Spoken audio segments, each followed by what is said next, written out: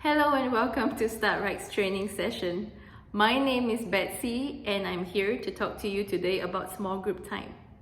Before we begin, I just want to go through a few things. Number one, if you see me looking this way, I'm actually looking at my notes and I really need my notes. There's no way to memorize what I'm going to say. And if we want to make this session as beneficial as possible, I'm going to share all the knowledge that I have with you. You will need to participate, you will need to listen, you will need to write down notes. And I hope by this time you have your notes in front of you, you have your phone and your laptop in front of you or phone or laptop because that's what we need for today. And you have a pen with you. So remember to write down all the notes you can. Write down all the questions that you have so that we will be able to address them out later if you have any questions. Anyway, I hope you enjoy this session and let's start.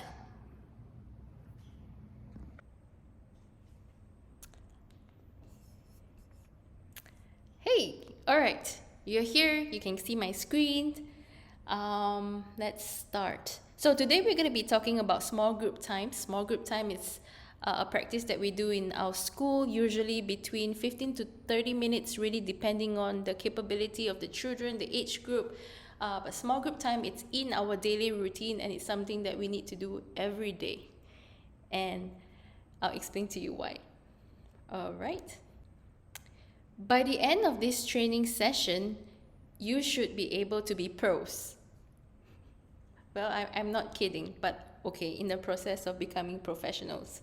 But at least I would hope that at the end by this training, number one, you'll be able to use key developments to create quality small group lesson plans. Number two, that is to be intentional and to be very purposeful in your small group times. Number three, to use small group times to grow and scaffold children's learning. All these words will seem very big to you, but we will be going to dissect. We are going to dissect all these things today. So don't worry. Let's start by asking this very important question. What do kids do? Since we can't all be together doing whole mahjong paper, putting it on the wall, then writing notes, we're going to go a bit on the high-tech side. So bring out your phone or your laptop, whichever that you have with you, and go into this website, type in https bit.ly/whatdokidsdo-sgt, that stands for small group time. And I want you to use this Jamboard to list all the things children do. List everything.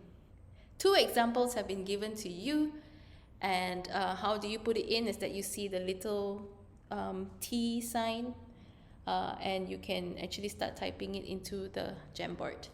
Alright, you may pause the video here for 10 minutes and I'll see you after you finish.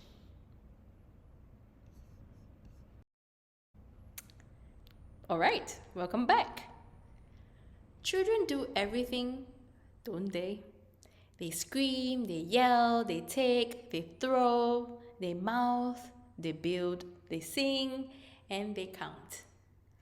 Now, let's try to put them in categories. You have your KDIs in your folder, and there are 2. One is infant toddler curriculum, and the other one is the preschool curriculum. For this activity, you can use both. Alright, so for whatever action that you've placed there just now, discuss as a group which action belongs to which content area. So for some content area, the content areas that we have are science and technology, social studies, creative arts, language and communication and literacy. There's so many more. Arrange them into the content area. So you have 15 minutes to do this activity. All right, have fun and I'll see you back. Welcome back. While doing the activity, do you realize that there are actions and learning in all that they do?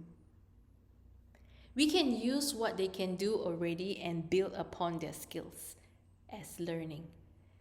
Whether it's a negative behavior or a positive behavior, it doesn't matter because it's all a learning point.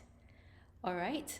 So whether it's a negative or a positive behavior, that's what we are here for. We are here to reaffirm positive behaviors, and we are here to talk to children about the negative ones. If not, no need for teachers, right? So we are here to guide children and raise them out. How do we do that? How do we teach them? The answer is small group time. What is small group time and why do we do small group time? Why small group time? Why not large group time? Well, we do know that large group time is meant for a different purpose. This is the purpose of small group time, and this is what we're going to talk about today. All right, small group time. Small group time is a time when children meet with a teacher in a classroom or anywhere in a consistent time and place. Meet with a teacher in a consistent time and place. Teachers and children, this little group, have a designated spot so that children are familiar and they know where to go to.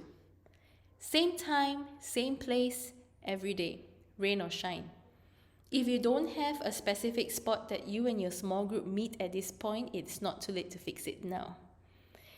If you do need to move to another place, for example, you're going to explore something wet and something dirty, and you need to explore in a place that is suitable, what you need to do is you meet at the same place and then move your children to outdoor, for example.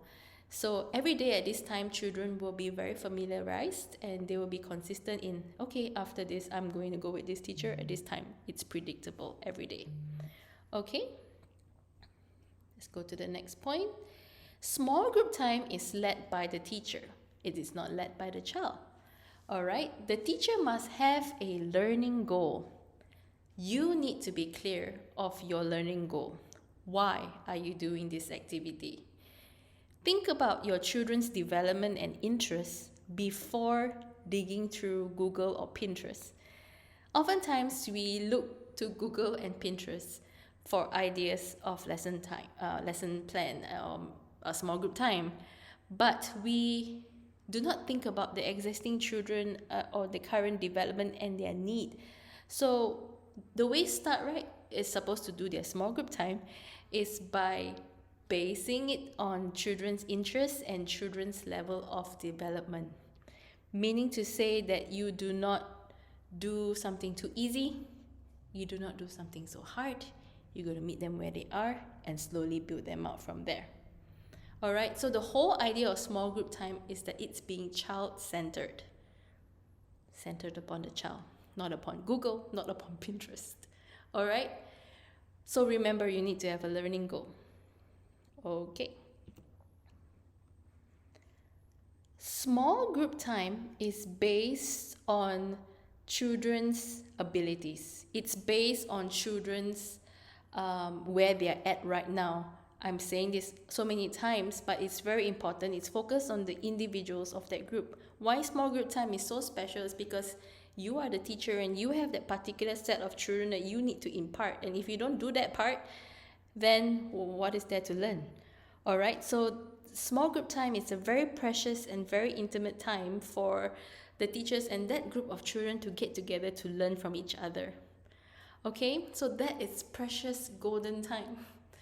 All right, we will use small group time to introduce a new learning or to explore new materials. Okay, so you can use it to introduce a new learning, a skill, or materials.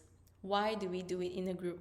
Like I mentioned just now, a small intimate group, like a group of really close buddies learning from each other, learning from the teachers. And we know that development theories suggest that children learn best from their peers. They learn from their friends, learning from each other. They learn from you.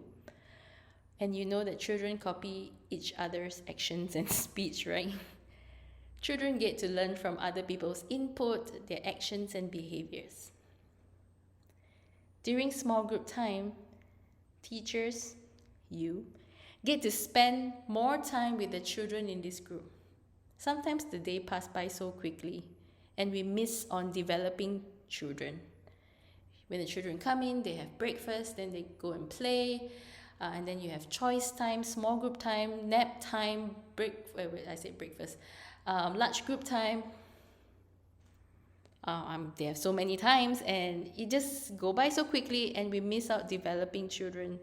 So you are assigned to that special group of children, so you get to teach them and you get to impact that children in your group. So even if the time is gone, at least you do have that special moment with the children, this group of children. And each individual small groups have their special moments. So special, small group time. Okay. So the role of the teacher here is so important, and we will want to use support strategies to scaffold children. We will talk about scaffolding a little later in our training, but we will be needing to support children during the small group time. Okay, let me move myself aside.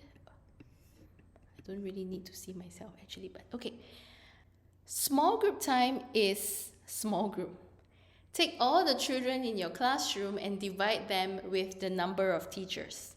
So if you got 10 children and 2 teachers, then you have 5 children in a group. Make sure it is balanced between the number of boys and girls in the group. You don't want to have too many boys, you don't have too many girls. Try your best to put them balanced, but if not, it's fine. Alright, just try. Place children with the same age or development together and consider their temperament and personalities. So generally, if you see the children are at around the same age, they play together and they like to be around together, that's like the same clique, then you want to place them in the same group. Don't break them up. Okay? And generally, they need to stay together for at least 3 months to grow.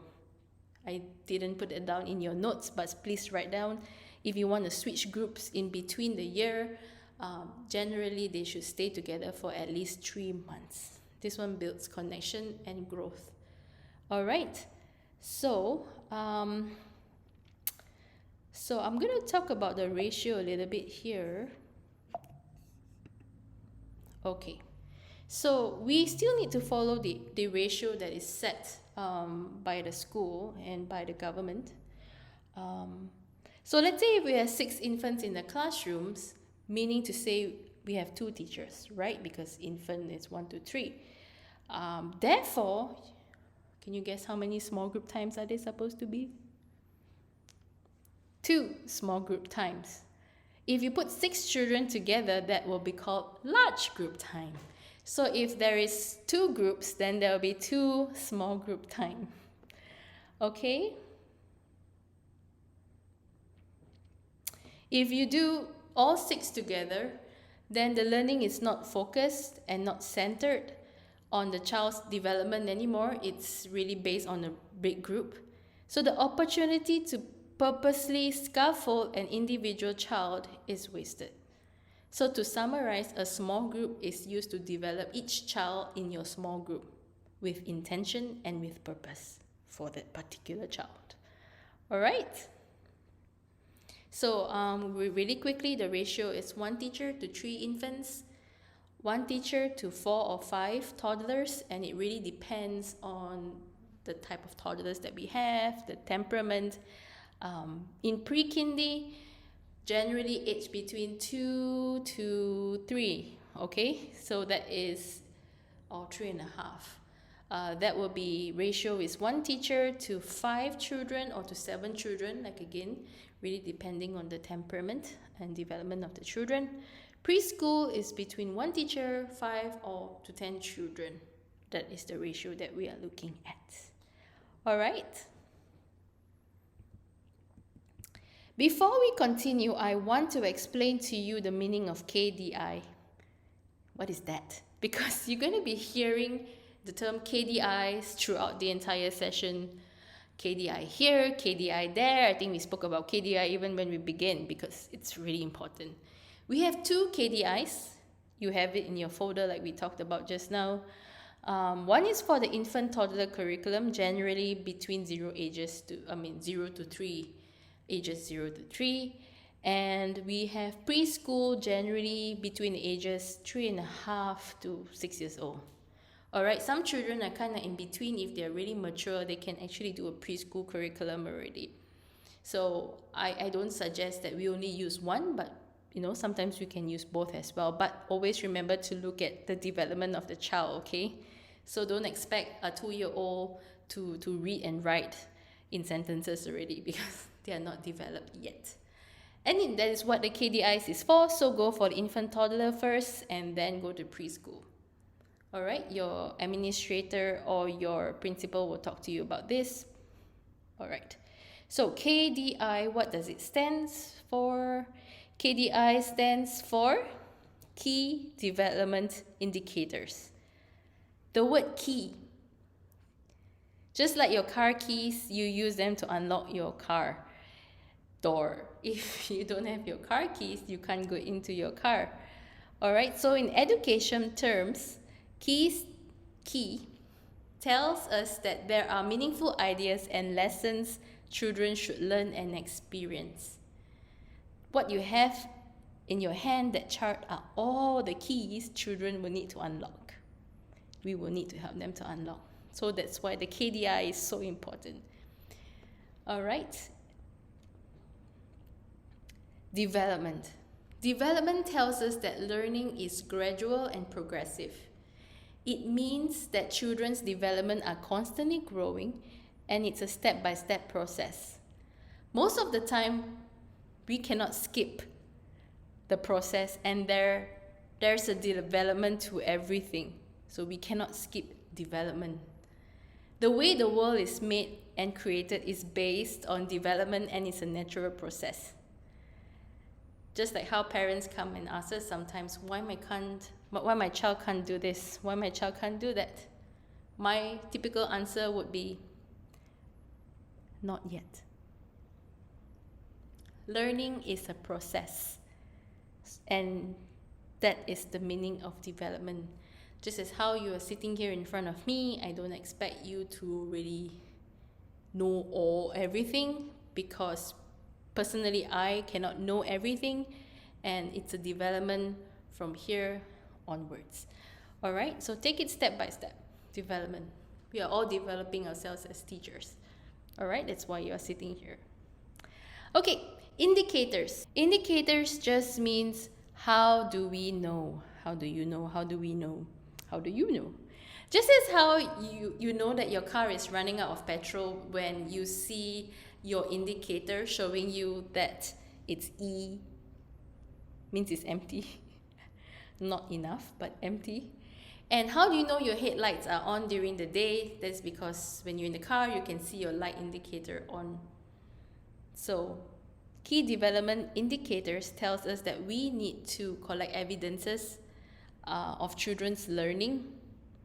And as they develop knowledge and understanding, we use that to measure how do kids learn and how are they learning. Alright, keep the KDI charts close to you because you'll be needing it throughout your whole teaching career. Your whole teaching career. Alright, that will tell you what your children should be learning and how they are learning. That's KDI.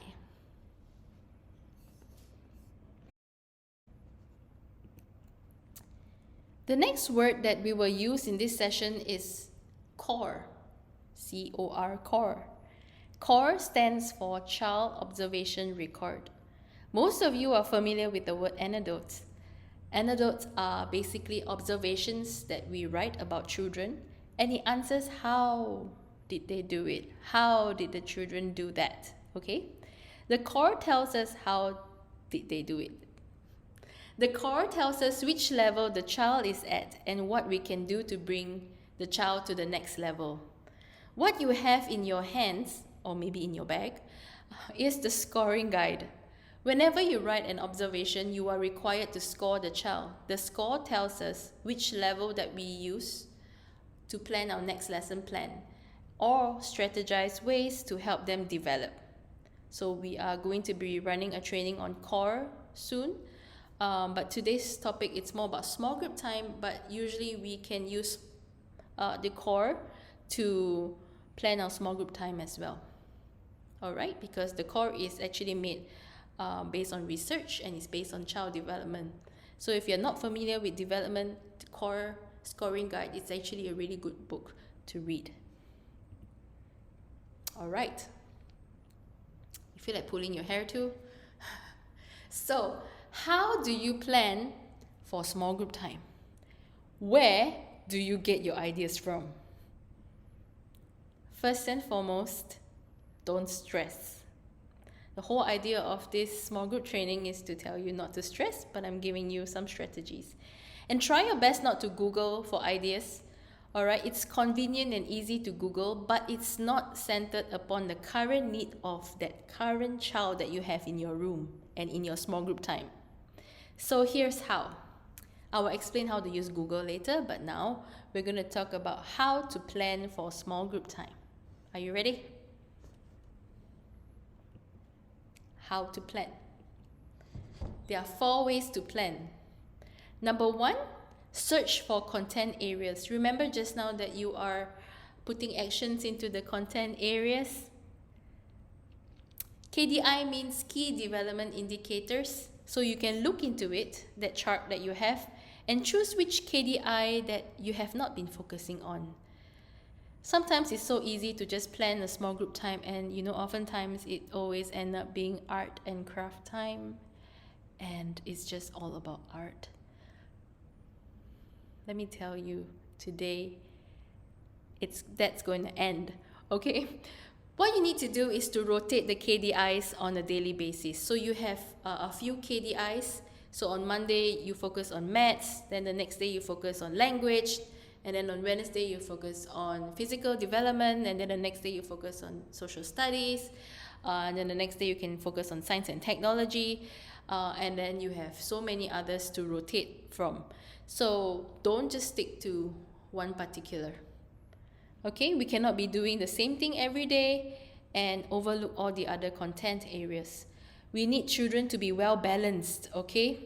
So the other way is to look into the core book. Let me go get the core book. All right, so this is the core book. So the best way, or not the best way, but some of the ways that you can come up with small group time is to look at where your child is at, which level, and what is the next level that you can do with them. Then it's really to raise them up to the next level, so you can use the core book. Okay, so before you plan your small group time, it's good to look into your KDIs. You can make that as a priority, but the next way could be also based on children's interest. Children, they do everything every day. You observe their speech, you observe their actions. There are so many learning opportunities. If children are doing things based on their interests, if they're learning, if they're interested in a particular subject, and there you are introducing that subject to them, it will be such a great match. Okay, there will be high engagement, there will be high involvement, they will talk to you more about it, and then they will engage with the materials more as well. So by just doing an activity based on the child's interests, you can add so much value, okay, to their lives. So just take an example. For example, if the child likes dinosaurs, you can first and foremost use Google and research all about dinosaurs. All right. I learned about dinosaurs a long time ago, but if a child comes to me talking about dinosaurs, I most likely will need to go and research. All right, the type of dinosaurs. I need to fill myself with that knowledge, and even some of their names, because children these days are so advanced and they know all the names. We really need to keep up with that. Okay, so anyway, So you research about dinosaurs and then you come up with small group time activities about dinosaurs.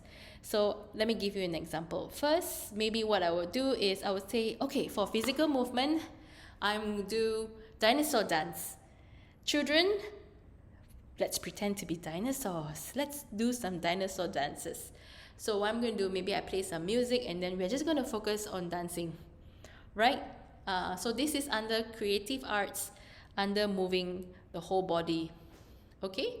And also under movements in the Core Advantage Guide. And then I'm going to ask children what kind of dinosaurs are they? Are they the flying kind, which are like pterodactyls, or are they the T-Rex kind, you know, where they stomp around, or are they stegosaurus? So at least children can some form tell the names, or we introduce the names to them. So it's not just a dancing time, but at least it's a way of introducing the different type of dinosaurs to them. Okay? Also, what I would do is I would also get the children for the next activity. I will get them to make their own sensory table. I said, let's go to the garden. So my small group time will be in the garden, and I said, all right, I wonder what we can find that will be around dinosaurs. So it's based on whatever knowledge they know. Maybe they go and pluck some leaves, pick up some stones, dig some soil, and then put them in a tray. And they can play with the sensory table, come up with stories and things like that. So it's focusing a lot on language and communication there. All right.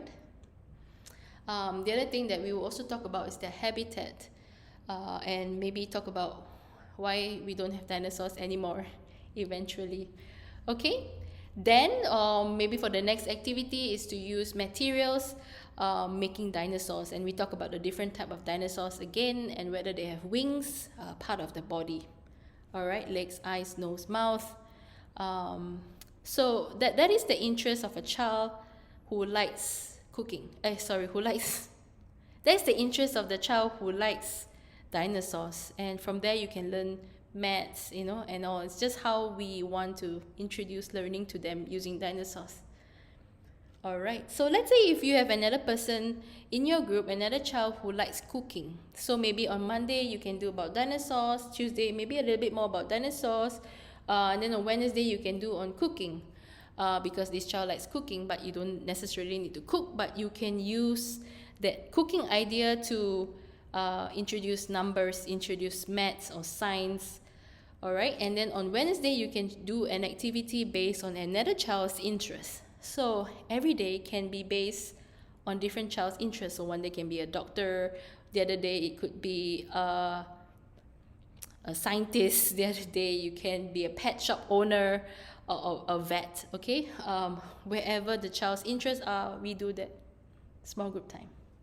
All right, so it becomes, small group time becomes 100% explorative, 100% learning. So no more just sensory play lah, hand-eye coordination lah, water play lah.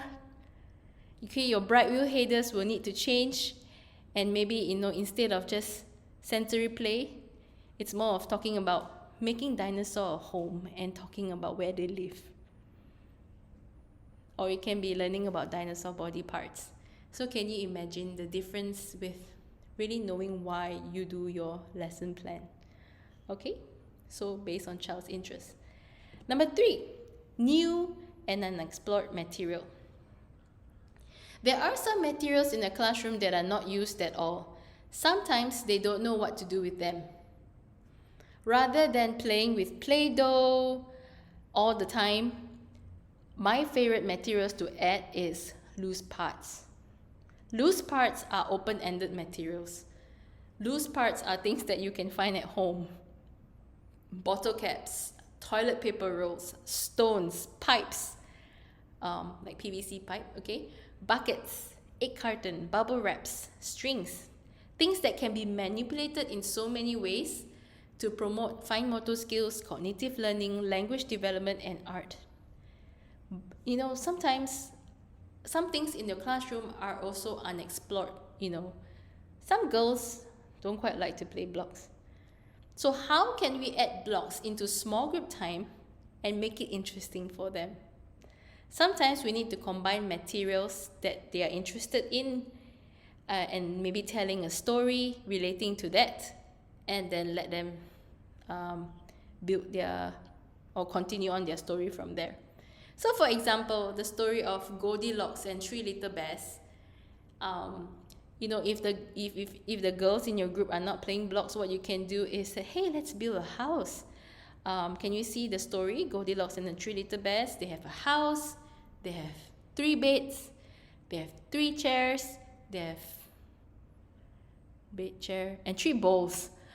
So the girl or the boy who enjoys cooking in your small group time, they can get to combine all these ideas and really making it into a story and a small group time. And it's also a good book to learn about number 3.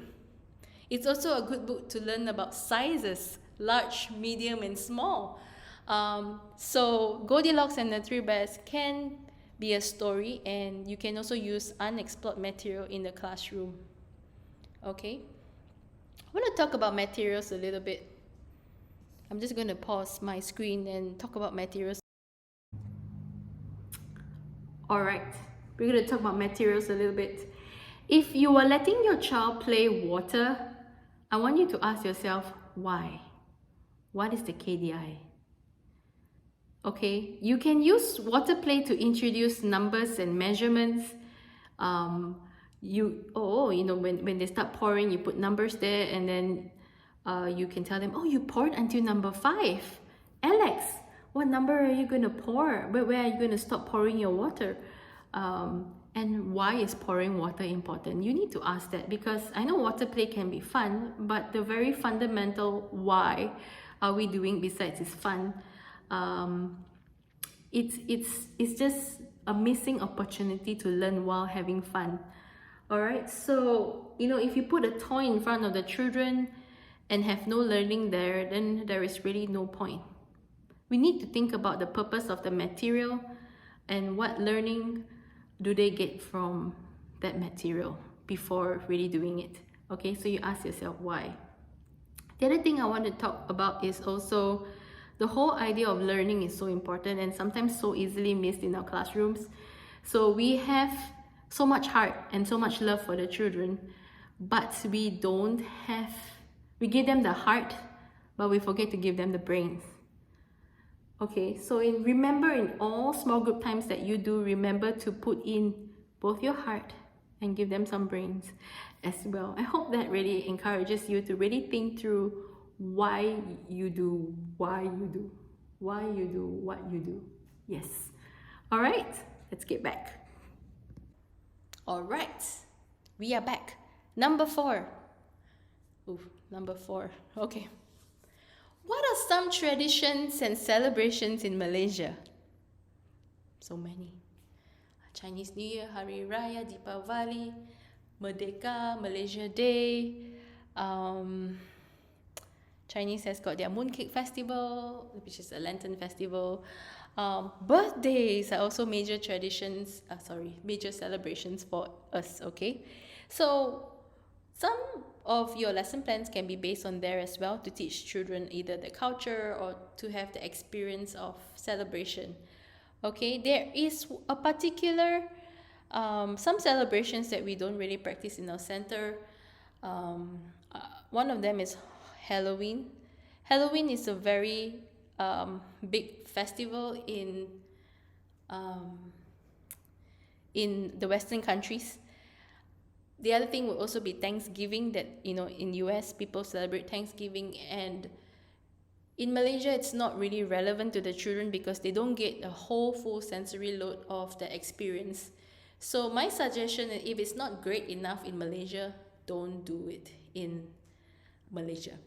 Okay, always stick to famous celebrations, because celebrations needs to be experienced by the child. So a Chinese child, I'm not racist or anything, okay? It's difficult a child to understand the whole concept of Deepavali unless they grew up with Indians around them and they're being invited to the homes, they play fireworks together and things like that. So the whole purpose, we will still do Deepavali celebrations in our center, because Deepavali, it's an important culture. It's an important celebration in our country, so it's good to let them experience it. So the whole idea is trying to bring the whole Hari Raya concept, Chinese New Year concept, Deepavali concept into the center and have them experience it. All right? The thing about Halloween, I was saying just now, is that Halloween is a ghost festival that I don't think I want to adopt in StartRight in Malaysia because it is not relevant to us. Okay? It's not relevant to us. And it also can be a very sensitive topic. Okay? I hope you are learning as much as you can. In summary of this part here, we need to observe children's activities, all right, what they do during choice time, and the materials they choose to play with their friends. It can be golden to their learning if you see that and you write them down. There are actions, there are conversations that they speak with their friends and other teachers. It can be a way of them telling you, I don't know much about this information. I need more information. I don't have enough experience in this. So, most importantly, look into their development and work together as a team. You know, you and your other teachers in that classroom to really check and balance off each other and to make sure that children grow in a different content area. Okay, so look at the child's development that you have in your classroom. Write them down. When you observe children doing all these things, don't forget to write them down. All right, next slide. Plan as a team. This is the fun part where you don't work alone, but you work as a team. Now remember, 2 groups means 2 small group times, okay? 3, if there are 21 children and 3 teachers, means there are 7 children in a group, meaning 3 small group times. All right? So you can plan small group time on a daily or a weekly basis. If you do it on a weekly basis, be flexible to change in between because all of a sudden a child will come up with a particular interest and you got to be flexible to change it. All right, so for me personally, planning daily can be too short for me. Every day I'll be cracking my head. I prefer to crack my head 3 days ahead of the plan. So that means I will plan for 3 days. So let's say if it's on Friday, Thursday or Friday, I will plan for Monday, Tuesday and Wednesday. And then on Tuesday or Wednesday, I'll be prepared to plan for Thursday and Friday. So for me, it's more like I want to make sure that I'll be timely in my small groups so that it's relevant to them. I want to catch them at the right time.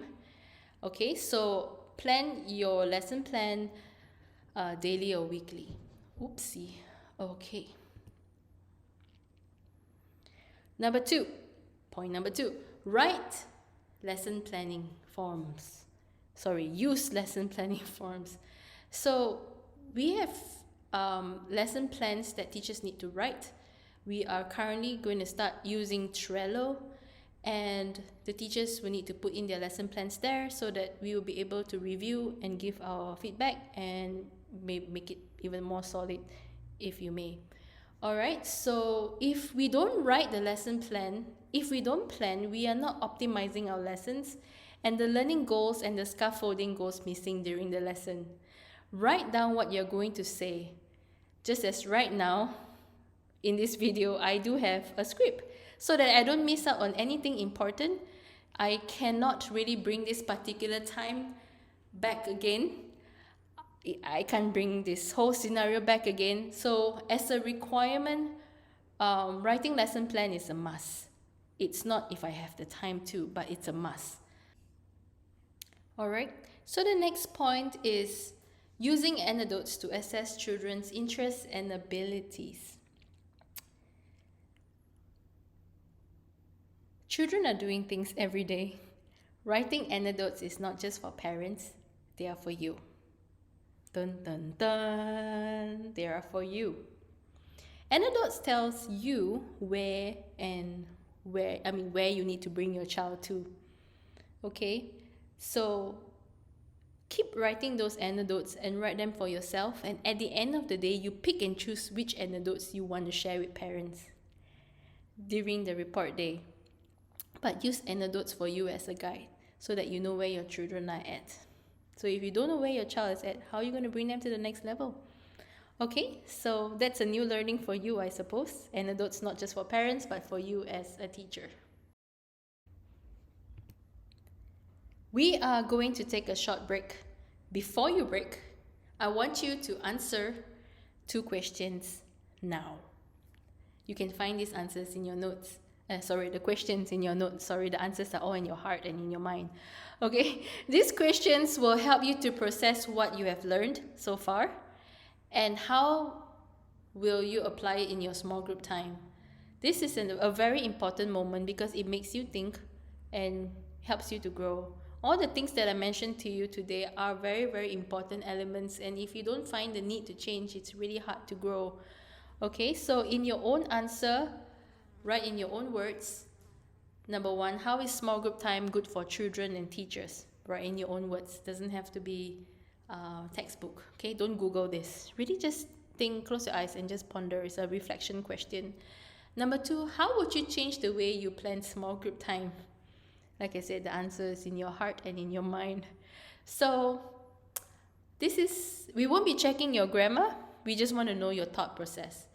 All right, let's use 5 minutes to write this reflection and then take another 3 minutes break.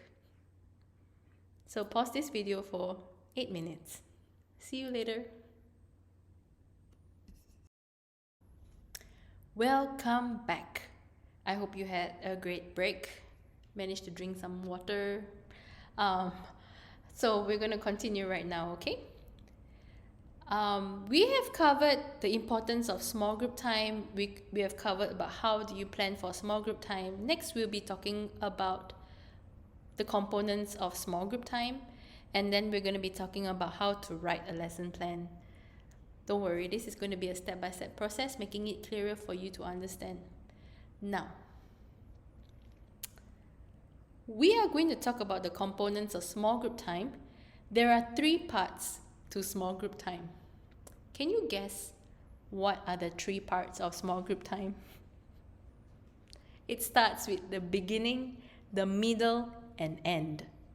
Alright, so there's 3 parts: beginning, middle, and end. Can you say it together with me? Beginning, middle, and end. Great. Just so you know, there's a fly flying around the house.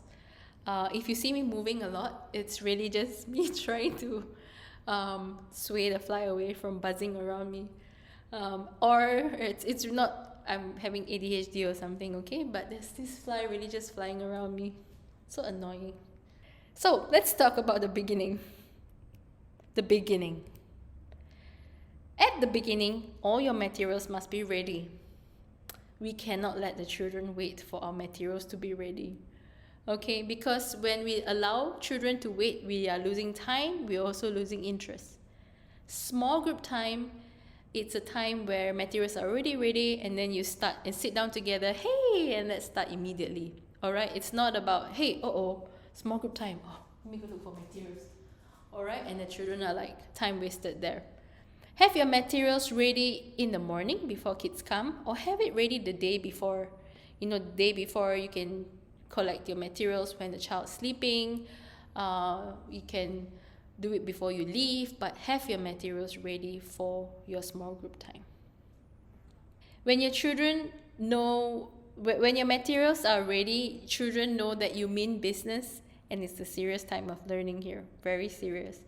Okay, so when your materials are ready, it just shows children that you are ready. And also children know that they're going to have serious learning fun. The next point, materials must be enough for children, especially if they are younger. Children don't understand the concept of sharing yet. So if you have enough materials, you have 8 children, to make sure you have 8 sets of materials that you are using. This is to prevent unnecessary conflict from arising in your group, causing learning goals to be swayed away because of disruption, and then the children are fighting here and there, and you wanted to teach them about something, end up it becomes something else.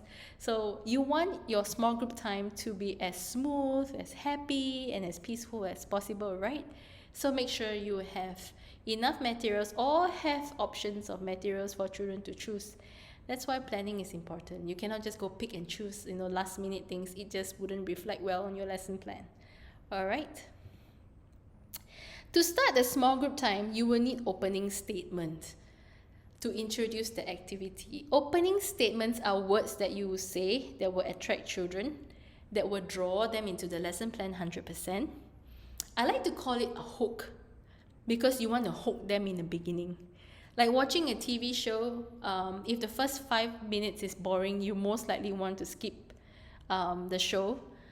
Children these days are so good with YouTubes, okay? They can really pick and choose their videos, and if the first 5 seconds of that song is not enticing for them, my goodness, their fingers can go pick something else, and you don't want that to happen to you. All right? So the beginning of your small group time must be with impact. Provide children their own materials. Like I mentioned just now, they need to have, your materials must be ready. Use a basket to distribute the materials. Use basket to distribute the materials.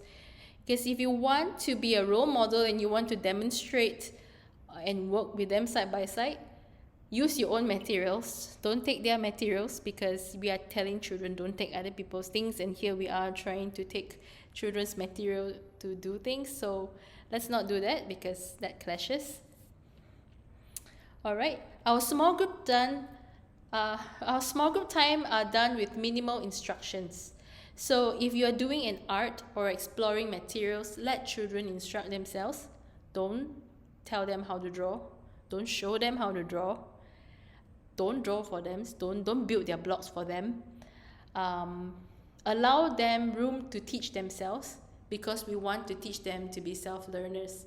Now, when I say don't do it for them, doesn't mean that you don't help them at all. You can use your words to guide, or maybe just do one to demonstrate to them, but don't take over the whole learning session from them. Okay? So don't give them too many instructions when you want to do your small group time. Unless it's a skilled thing, like for example, how to cook. You kind of need a step-by-step process. Unless you're teaching them woodworking, how to build a chair, okay, and they're using hammer and nails, then that would require more step-by-step process and needing instructions. But at all times, the other small group time, try to not give them so much introduction. Just open it up for them and go like, I wonder how you will do it. So you leave learning pretty much open to the individual children. When you give too much instructions, then it will be there'll be one answer. That means sometimes the children will need to only produce that one particular thing, and everything will be the same. And we don't want children to all turn up to be the same. We want them to shine individually wherever they are and whoever they are.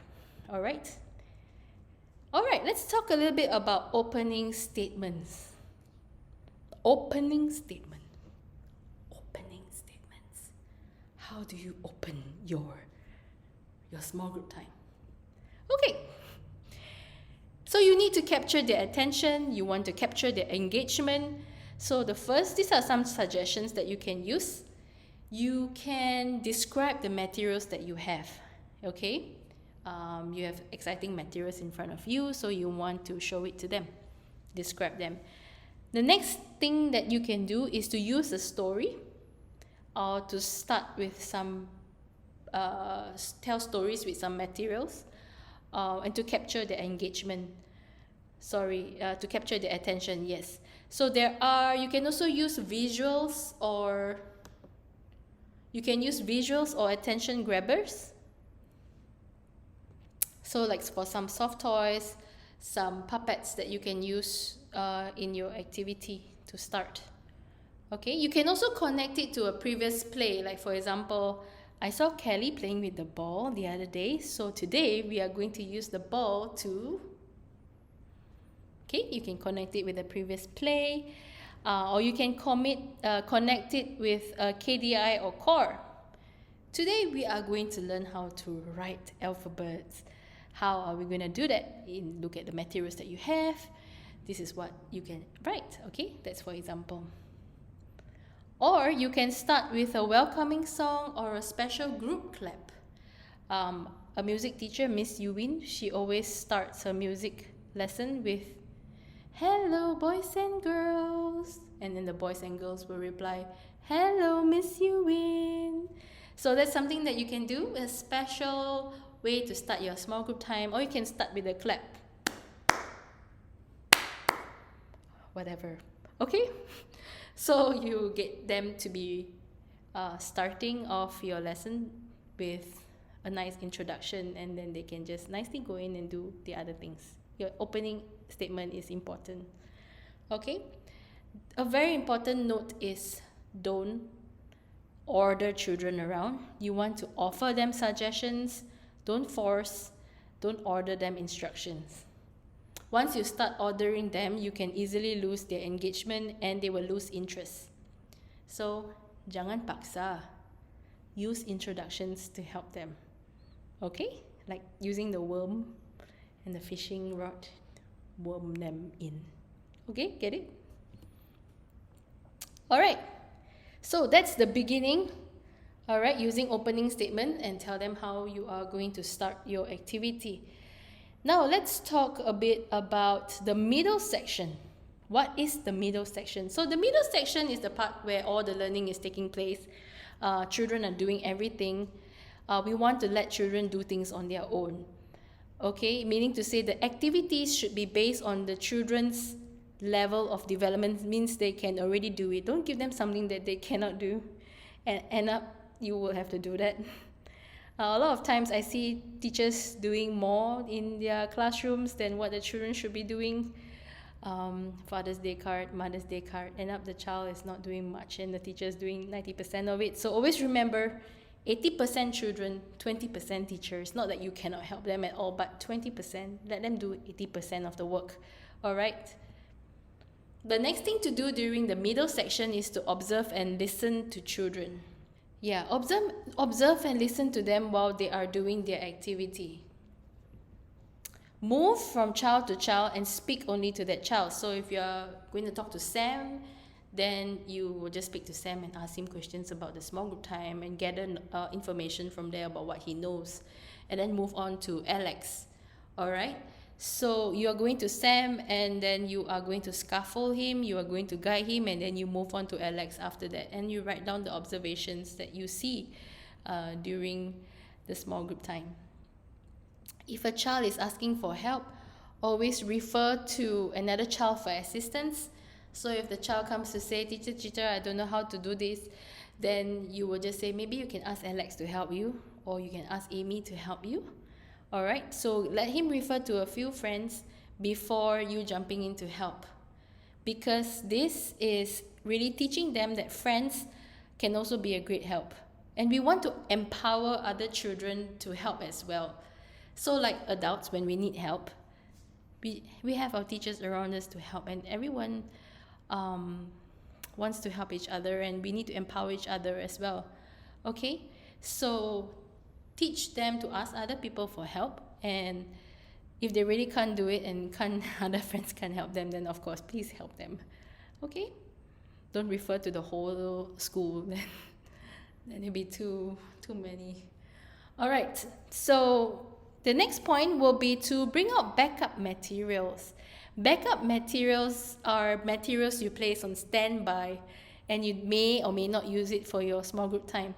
Some children may lose interest in the middle of your small group time, okay, and they'll say done. Maybe they take a crayon and then they just scribble and they go done, I finish, and then with a very little effort. Okay, so what are you gonna do? So you bring up your backup material. So now you have suddenly magic crayon, magic color pens that can change color, and then all of a sudden okay, I'm not done yet. Actually, I can still draw more things. Ooh, this pen. Bringing back a backup material may just bring the child's attention back and heighten their learning experience. At the end of the day, it's not about the drawing, it's about the child's effort, and it's about him talking about his drawing. Okay, so it's not about whether the drawing is nice or not nice, it's really about the child's effort and him doing it himself. The next step would be scaffolding. Alright, we talked about scaffolding very briefly just now, but this is so important. The meaning of scaffold is to extend the children's learning to the next level.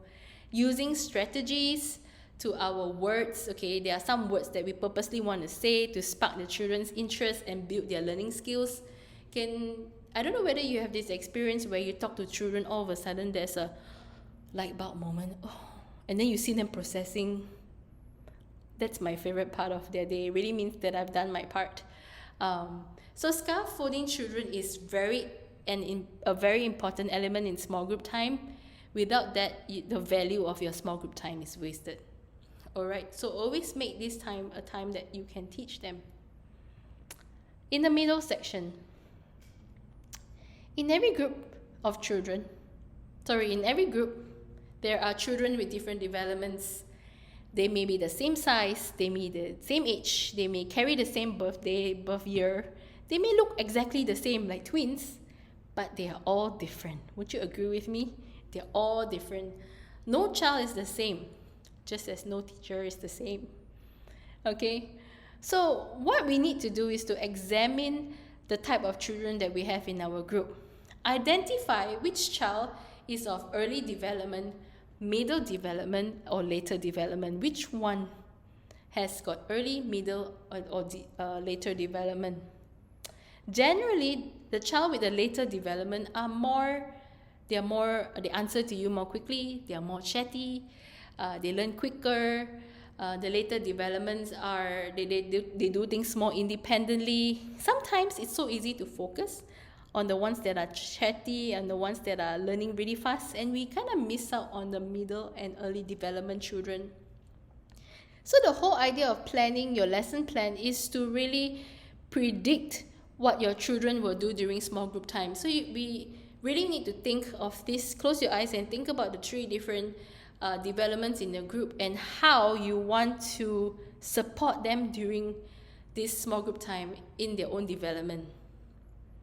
Alright, and then how we are going to scaffold them. So basically in the whole middle section and in your planning is to really predict, to foresee, to ramalkan, to 预测 what they're going to do in your small group time and what are you going to do to support that.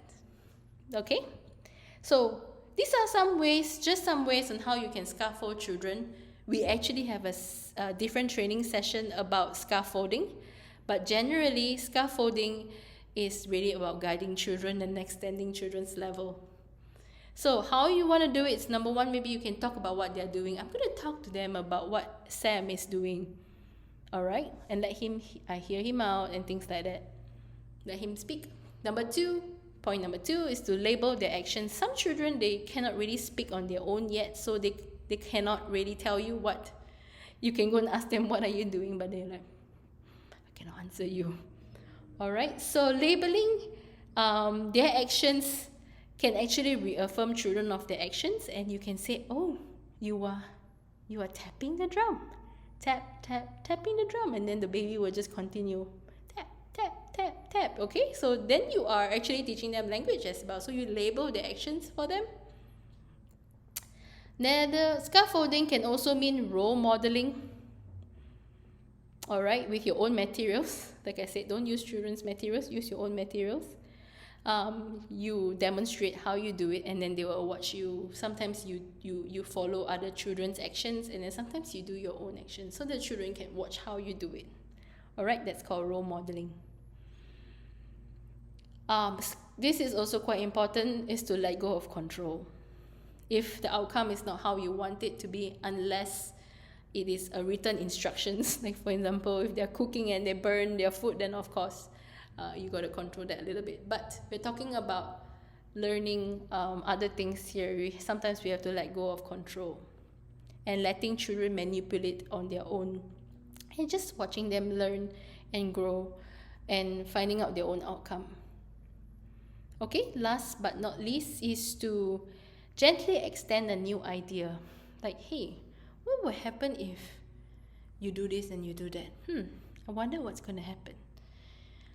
And then they will be like, I've never thought about that. And then they'll do it. So gently extend their idea. You can ask questions like, I wonder how, I wonder what will happen.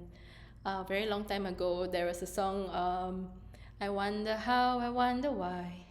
Da da da da da da da da da da. So I kind of always remember this part whenever I think about I wonder how, I wonder why.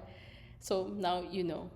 Okay, so these questions, I wonder how, I wonder why, can be a way of helping children think. Like, you can help them to think. Don't tell them the answer, but let them think. But if they ask you a question like, does cows eat grass? Don't say, I don't know. Just say, yeah, answer them lah. Okay? The end. Well, we talk about the beginning, which is the opening statement. How are you going to introduce? The middle section is about what the children are going to do, what they're going to learn from there, and what are you going to do with them. And the end is about how you're going to end the activity. And before you end the activity, provide a few minutes warning before you end the activity. All right? If you don't provide them a warning, they will protest and they will be very grumpy in this 5 minutes and the next 15 minutes throughout the day. So always provide them a warning. For example, if you're watching a TV, somebody just comes and take the channel and then they switch it off and go like, you're done, you finish, you can clean up now. You will be so angry and so upset. And so will the child be when you tell them that his activity is over. For some children, they cannot accept that it's over, okay? If that really happens, then pat yourself on the back and go like, wow, I've done a great activity that the children really love, but now I got to help the child transit to the next activity. All right? Encourage children to clean up the materials. So easy for children to enjoy during the small group time and then not clean up. Alright, so you want to encourage them to clean up. During the end in your lesson plan, write down how and what you're going to say to encourage them to clean up, okay? You're going to plan ahead and how you're going to clean as well. If there is these are some ways that you can encourage children to clean up, is that, hey, I've got some scissors, I wonder who can keep this back for me. Oh no, I've got papers all over the floor. Oh, I need little hands to go and pick them up as fast as possible. And then, you encourage them to help you clean up. And if you have a specific place you want children to keep certain things, let them know as well. Okay? Yes. The next one is remind children that where they can find the materials, if they want to continue doing the choice time. Sometimes they're really enjoying their time and they really want to do it again. So tell them that they can continue later. So whatever work that they have, just put it one side and then you can continue during choice time or work time later. Okay, the other thing that I want to say is don't be so quick to destroy what they have done a bit. Okay, small group time over, then they start dismantling all their blocks that they've created so beautifully. Number one is that we can always keep their work as display. When parents come to pick them up, we set up a table and then they can put their items in. And then when the parents come and pick them up, they can actually show the parents. All right? The other thing that I want to mention is also when you guys take bright wheel photos, I always see bright wheel small group time, the kids in the bright wheel, they're all doing their small group time so intently, so happily. But you know what's missing? And a picture of their end product. I can't see what they have done and their final product, and that picture is not even there. So I would encourage you to take the end product photo. Okay, if you take the before, you take the during, make sure you take the after photo with a smile. Because that is golden, all right? That picture is, it'll be so valuable because it will tell me what the child has done and what the child has learned. If they've done a painting or a drawing, let's hang them on the wall. All right, let's display them so parents can see what they have done. So imagine a proud look on their parents' faces and the children's faces when they just show the parents what they have done. All right, lastly, transit gently to the next part of the routine. Transit gently to the next part of the routine. You can sing a song to lead them to the next destination.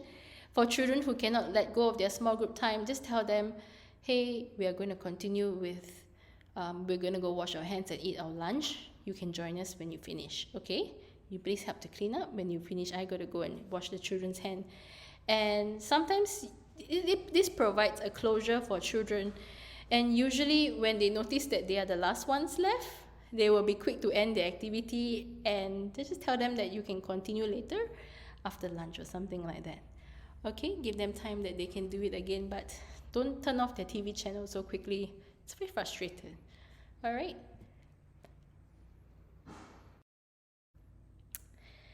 Teachers, I cannot stress the importance of a plan and an aim for small group time.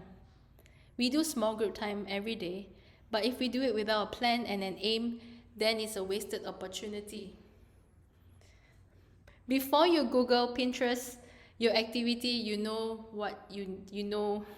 You need to know why you are doing it for your children. In every small group activity, you need to identify the key development of the activity and be strategic and be specific about what your lesson is about. So you need to have a plan and have an aim. If not, it's a wasted opportunity. You need to be clear of the objectives of your lesson, or else it'll be like playing a dart game and missing all the marks, shooting everywhere, but not the mark. Remember that. All right, so how to write a lesson plan? How to write a lesson plan? There are a few components in a lesson plan, and they are not that difficult to answer. The questions in this lesson plan form is meant to guide you so that you are clear with what you are teaching. If you are lost and you have no plans, your child will be lost as well in the small group time. All right, then there'll be no learning goals, and it's a missed opportunity. I'm going to guide you through this process, and I'm sure you can do it. Okay, firstly, let's start. Originating idea. Where did this small group time idea come from? So, remember we were talking about the 4 ways, all right? The 4 ways. One is the infant, toddler, the KDIs, or the core, is it the children's interests, new and unexplored materials, local traditions. So these are the 4 things you need to answer. Where did your idea come from? And if it's the children's interest, whose interest is it? Okay? So where did the ideas come from? So let's say if I'm focusing and I'm going to share with you a sample of my lesson plan as we go through this, okay?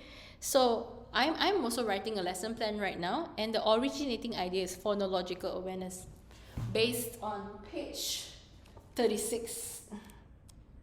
Sorry, there's a fly everywhere.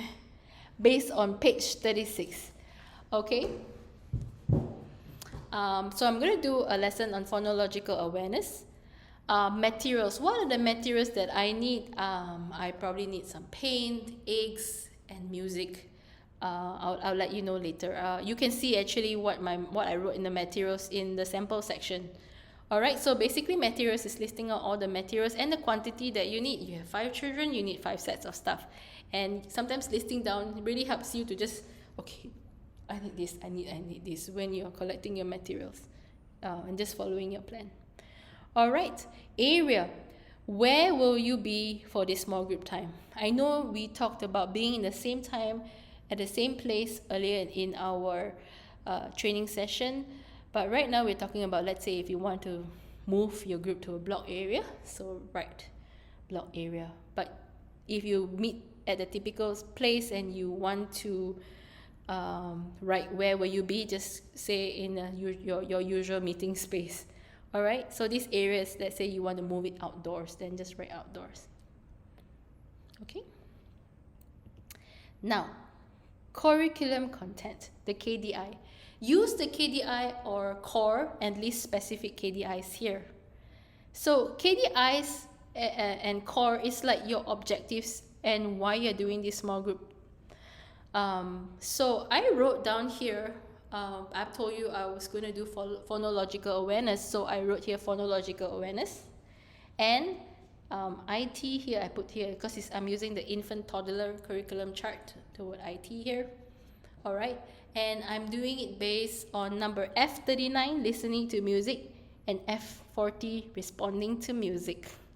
I want them to listen to music and I want them to respond to music. Okay? KDIs are your objectives, and you want to make sure that you stick to your KDIs no matter what you're going to do and what materials you're going to do in your small group time. Stick to your KDIs so that you don't sidetrack. You may want to make sure that this specific KDI is taking place in this lesson plan. Alright, so that's the first portion of the lesson plan. Now you answer all the hard questions. Let's move on. This is the 4 ways. Alright, the beginning. Remember we talked about the opening statement. How will you introduce the activity? What are you going to say to attract them? Type out what you're going to say in this section. Okay? This is my example about phonological awareness. Hi, children. Okay. So just giving you a backstory a little bit. So I'm actually planning to use paint, eggshells. No. Backtrack a little bit more. I'm planning to. The music that I'm going to focus on is Humpty Dumpty, and I want them to respond to me. All right. So let's say I told you just now that I'm doing it based on page 36. All right, in the core book, and my children currently, they're all in level 1. They can make sound of animal, vehicle, or familiar objects. So generally these are toddlers, and when you say tiger, they go roar. Snake, they can go zzz. All right. But right now I want to move them to level 2. So I am going to do an activity because I want them to repeat or join in saying parts of simple rhymes. So I'm planning to do Humpty Dumpty together with them. I'm going to use an eggshell, not the real eggshell, but the colored eggs. And I'm going to dip them in the paint. I'm going to use a shoebox. And I'm going to just demonstrate a little bit. And then I hope the children will follow. All right, so this is my opening statement. You can see, I'll say, hi children, for small group time today, I'm going to describe the materials. Don't waste any time to give them long lecture about Humpty Dumpty. Go straight. For small group time today, I have art paper. So I'm going to put art paper on my table. Then I have some paint. I'm going to squeeze some paint in the palette. I have an egg and a shoebox. Okay, so I have a shoebox. So what I'm going to do is I'm going to take Humpty Dumpty. This is an egg. Humpty Dumpty, I dip the egg in the color. And I put the egg on the shoebox. And I say, this is the shoebox. And I say, Humpty Dumpty sat on the wall.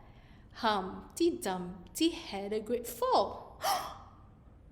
I'm going to show my surprise face, and I'm going to drop the egg down, and I assume the color is going to drop on the white paper as well. And then I'll continue by saying, all the king's horses and all the king's men couldn't put Humpty together again. Just showing them once, I'm going to ask them, would you want to do it too? Let's do it together. Would you want to do it together with me? Then I'll start distributing all the eggs, the paper, the paint, the shoebox, and paper underneath.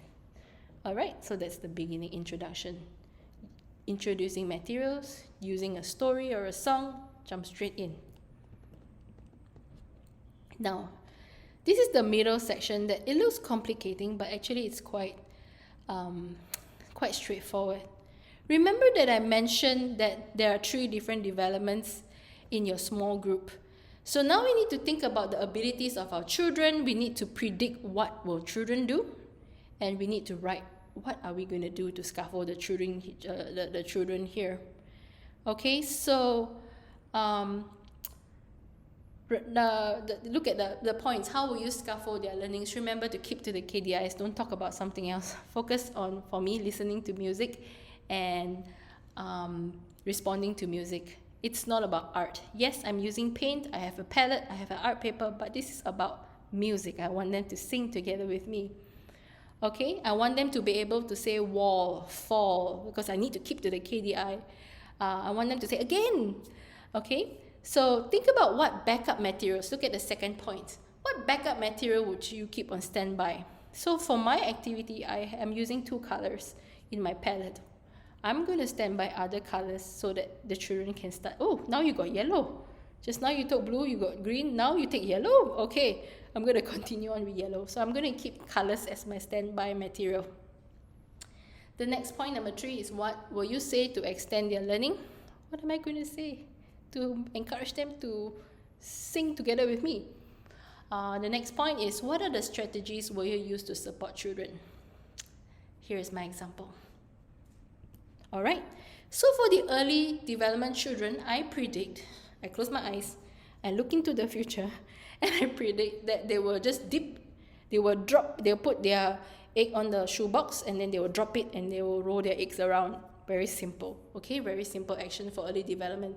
So when I go to them, I will say, Hey, I will sing as they drop their egg.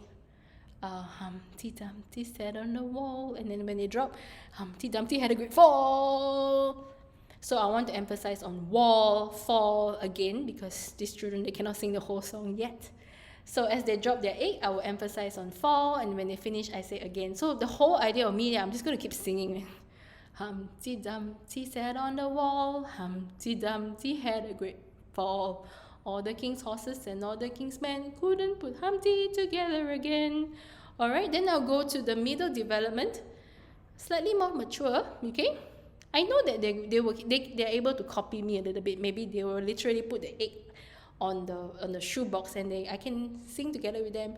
Humpty Dumpty sat on the wall, Humpty Dumpty had a great fall. I think they'll probably just keep doing this activity. They'll just keep repeating.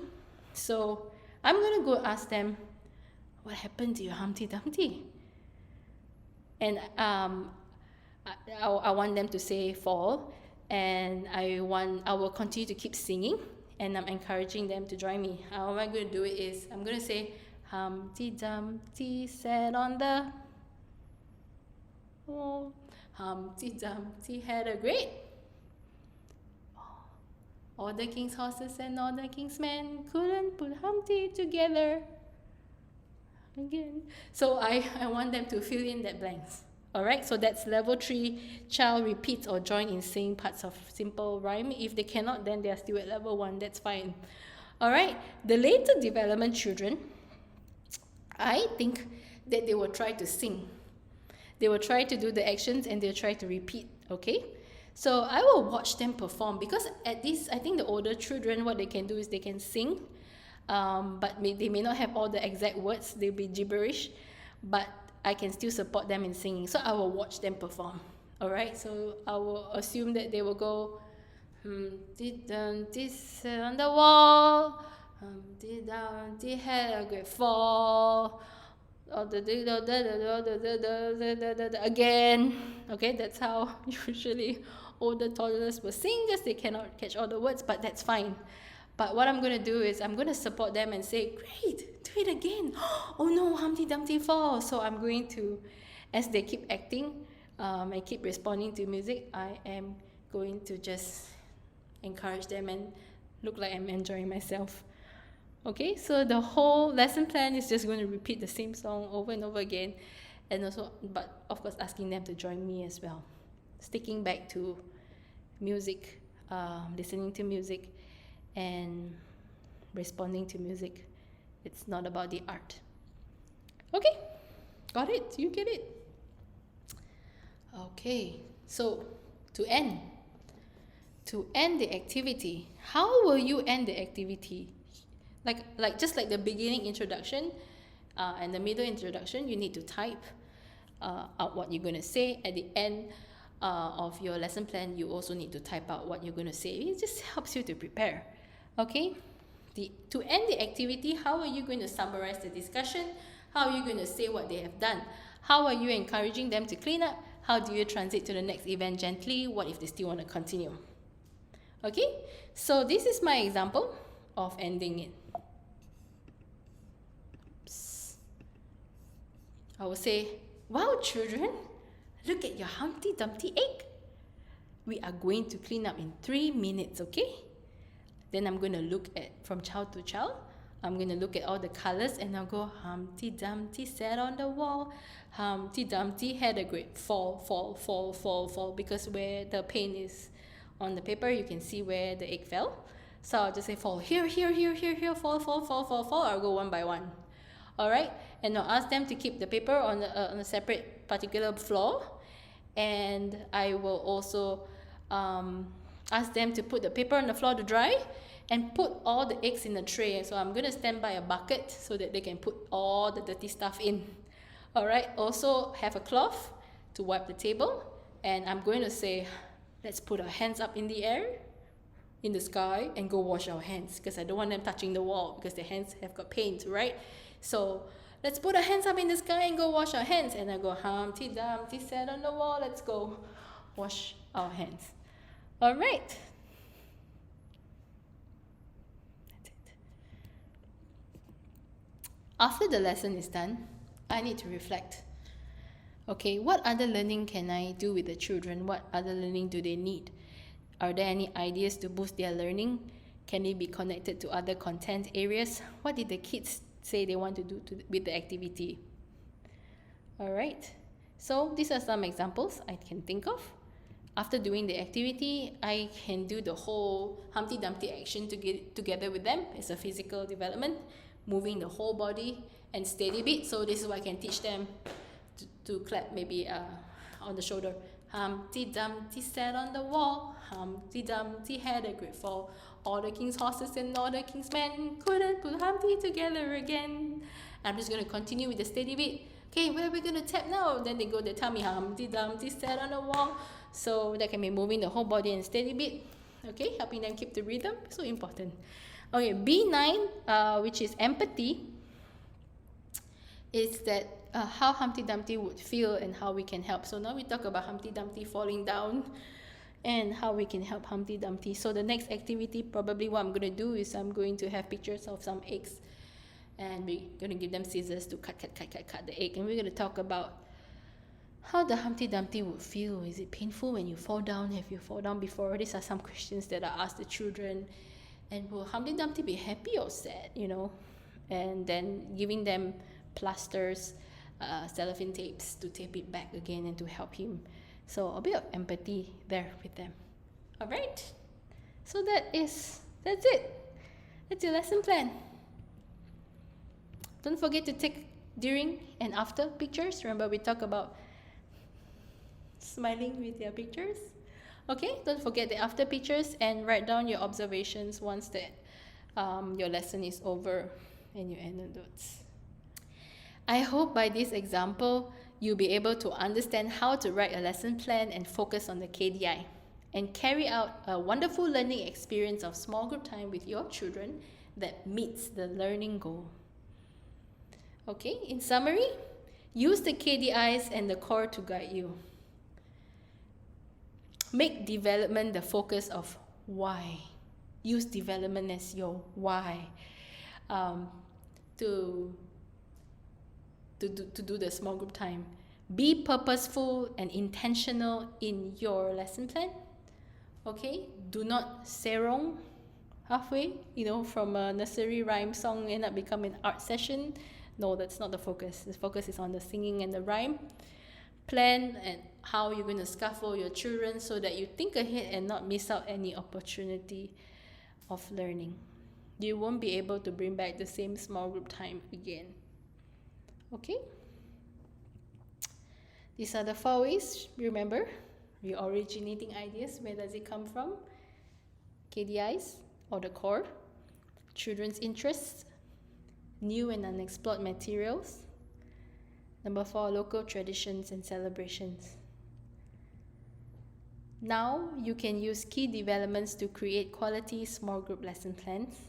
Now you know how to be purposeful in your small group times. You know how to say, how to answer why you're doing it based on what development. Number 3, you use small group time to grow and scaffold children's learning. All right.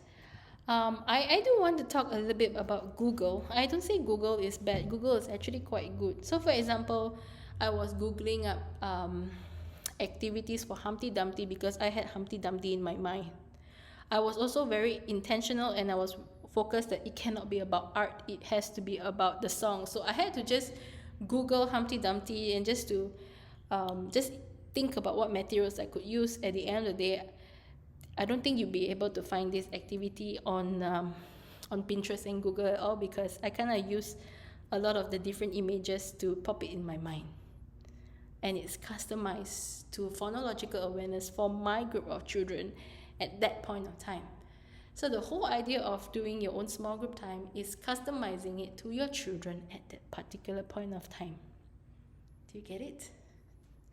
All right, so before we end this, you need to answer some reflection questions at the end of your notes. You will also be required to write 3 lesson plans so that I will be able to guide you and to tell you where you need to grow, change, or maybe you don't need to change. But at least practice makes progress. Okay, not asking you to be perfect. We're asking for progress. So at least be willing to write down the lesson plan. If you have any questions, please feel free to email me, call me. You have my number, or WhatsApp me, and I'm going to be here to guide you. All right, so the way the Trello board is done is that you will see your names, and it's called practice session, practice 1, 2, 3. So based on the sample that I've given to you, I think you actually will be good enough for now. Like I said, if you have any questions, please feel free to ask me. Thank you so much for your time, and I hope this session has been beneficial for you onwards and beyond.